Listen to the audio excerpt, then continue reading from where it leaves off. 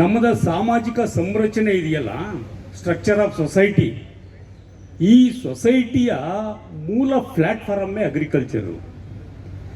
Agriculture create ಆದಮೇಲೆ culture create ಆಗಿದ್ದು, ಸಂಸ್ಕೃತಿ ಅನ್ನೋದು ಉತ್ಪಾದನೆ ಆಗಿದ್ದು ವ್ಯವಸಾಯ ಸೃಷ್ಟಿಯಾದಮೇಲೆ.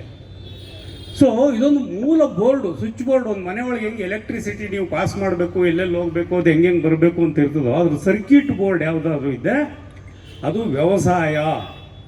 ಆ ವ್ಯವಸಾಯ ಮಾಡುವ ಕೃಷಿಕ ಇದನ್ನಲ್ಲ, ಅವನು ಎಲ್ಲರನ್ನೂ ಒಳಗೊಂಡು ಮಾಡೋದು. ತನ್ನಿಂದ ಕೆಳಗಡೆವರೆಗೂ ಯಾರಿದ್ದಾರೆ, ಕಸುಬುದಾರರು, ಮೇದಾರ್ ಇರ್ಬೋದು, ಕುಂಬಾರ್ ಇರ್ಬೋದು, ಆಚಾರ ಇರ್ಬೋದು, ಸಕಲೆಂಟು ಕಸುಬುಗಳವರು, ಮತ್ತು ಎಲ್ಲ ಕೂಲಿಕಾರ ಜನಾಂಗದವರು ಎಲ್ಲರೂ ಸೇರಿ ಮಾಡೋವಂಥದ್ದು.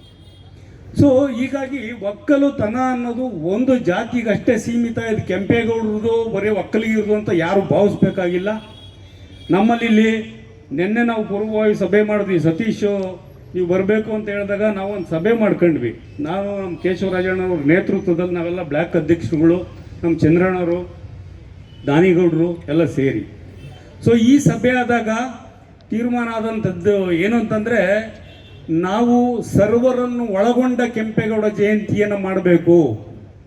ಇದರಲ್ಲಿ ಯಾವುದೇ ರಾಜಕೀಯ ಪಕ್ಷಗಳ ಸೋಂಕು ಇರಬಾರ್ದು. ಎಲ್ಲರಿಗೂ ಸಮಾನ ಅವಕಾಶ, ಎಲ್ಲ ಲೀಡರ್ಗಳಿಗೂ, ನಮ್ಮ ಹಿರೀಕರು ಏನಿದ್ದಾರೆ, ಐಕನ್ಸ್ ಏನಿದ್ದಾರೆ, ಅದು ಯಾವ ಪಕ್ಷದಲ್ಲಾದರೂ ಇರಲಿ, ಅವ್ರಿಗೆ ಒಂದು ಸಮಾನವಾದ ಅವಕಾಶ ಸಿಗಬೇಕು ಅನ್ನೋ ಅಂಶವನ್ನು ನಾವು ತೀರ್ಮಾನಕ್ಕೆ ಬಂದಿದ್ದೀವಿ. ಹಾಗೆಯೇ ಕೆಂಪೇಗೌಡ ಜಯಂತಿ ಅನ್ನೋದು ಬರೀ ಮೇಲ್ಮುಖ ಚಲನೆ ಅಲ್ಲ, ಅದು ಸರ್ವರನ್ನು ಒಳಗೊಳ್ಳುವ ಕೆಳಮುಖ ಚಲನೆ. ದುಡಿಮೆಕಾರರದ್ದು, ಯಾವ ನೆಲದಲ್ಲಿ ದುಡಿಮೆಕಾರ ಮಕ್ಕಳುಗಳು, ಯಾವ ಸಮುದಾಯನಾಗಿರಲಿ, ಅವರೆಲ್ಲ ಉಳಿಬೇಕಾದ್ರೆ ವ್ಯವಸಾಯ ಉಳಿಬೇಕು. ಇವತ್ತು ವ್ಯವಸಾಯ ಅಳಿವಿನ ಅಂಚಿಗೆ ನಡೀತಾ ಇದೆ, ರೈತರ ಆತ್ಮಹತ್ಯೆ ನಡೀತಾ ಇದೆ. ಈ ವಿಚಾರದಲ್ಲಿ ನಮ್ಮ ಒಕ್ಕಲಿಗರ ಸಂಘದ ಅನೇಕ ಸದಸ್ಯರುಗಳು ಇಲ್ಲಿದ್ದಾರೆ, ಅವರು ಕೂಡ ಇದನ್ನು ಮನಗೊಳ್ಳಬೇಕು. ಹಾಗೇನೆ ಆಡಳಿತಾತ್ಮಕ ಐಕನ್ ಆಗಿ ನಮಗೆ ಕೆಂಪೇಗೌಡರು ಹೇಗೋ, ಸಾಂಸ್ಕೃತಿಕ ಐಕನ್ ಆಗಿ ಕುವೆಂಪು ಅವರು ಕೂಡ ನಮ್ಗೆ ಅಷ್ಟೇ ದೊಡ್ಡವರು.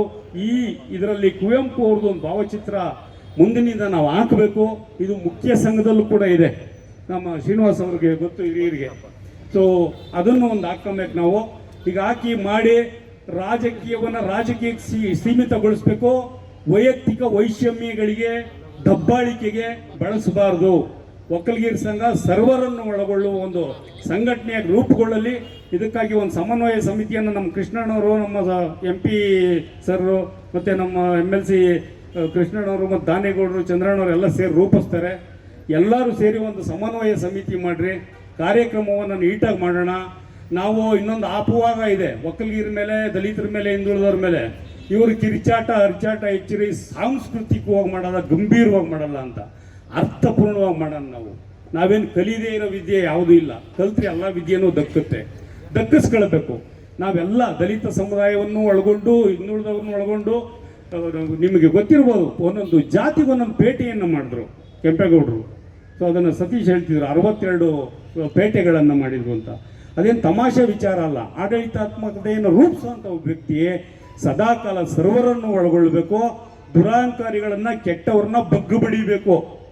ಅದು ನಿಜವಾದ ಕಮಿಟ್ಮೆಂಟು. ಸೊ ಆ ಕಮಿಟ್ಮೆಂಟನ್ನು ಇಟ್ಕೊಂಡು ನಮ್ಮ ಈ ಸ್ವಿಚ್ ಬೋರ್ಡ್ ಏನಿದೆ, ವ್ಯವಸಾಯ ಅನ್ನೋದು, ಕೃಷಿ ಅನ್ನೋದು, ಅದ್ರ ಕೆಳಗಡೆ ಬರೋ ಆ ಬೆವರಿಗೆ ಸಂಬಂಧಪಟ್ಟ ಎಲ್ಲ ಜನರನ್ನ ರಕ್ಷಣೆ ಮಾಡ್ಕೊಬೇಕು. ಒಕ್ಕಲಿಗರ ಸಂಘ ಈಗಾಗಲೇ ಬೇರೆ ಬೇರೆ ಈ ಜಾತಿಗಳ ನಡುವೆ ಸಂಘರ್ಷಗಳು ಇರ್ಬೋದು, ಎಲ್ಲ ದೂರ ಮಾಡಬೇಕು. ಡೆಮಾಕ್ರಸಿ ಇರೋದೇ ಅದಕ್ಕೆ, ಎಲ್ಲರನ್ನು ಸಮಾನಗೊಳಿಸೋಕ್ಕೆ. ಒಂದು ಬಹುಸಂಖ್ಯಾತವಾದಂಥ ಯಲಹಂಕ ಕ್ಷೇತ್ರದ ಒಕ್ಕಲಿಗ ಜನಾಂಗ ತನಗಿಂತ ಕೆಳಗಿರೋ ಬೆವರ ಸಂಸ್ಕೃತಿಯ ಎಲ್ಲ ಜಾತಿಗಳನ್ನು ಒಳಗೊಂಡು ಹೊಸ ಸಮಾಜವನ್ನು ನಿರ್ಮಾಣ ಮಾಡೋಕ್ಕೆ ಸಾಧ್ಯ ಆಗುತ್ತೆ. ಅದನ್ನು ಮಾಡಿ ತೀರೋಣ ಅಂತ ಹೇಳ್ತಾ ನನ್ನ ಮಾತು ಮುಗಿಸ್ತೀರಿ. ನಮಸ್ಕಾರ.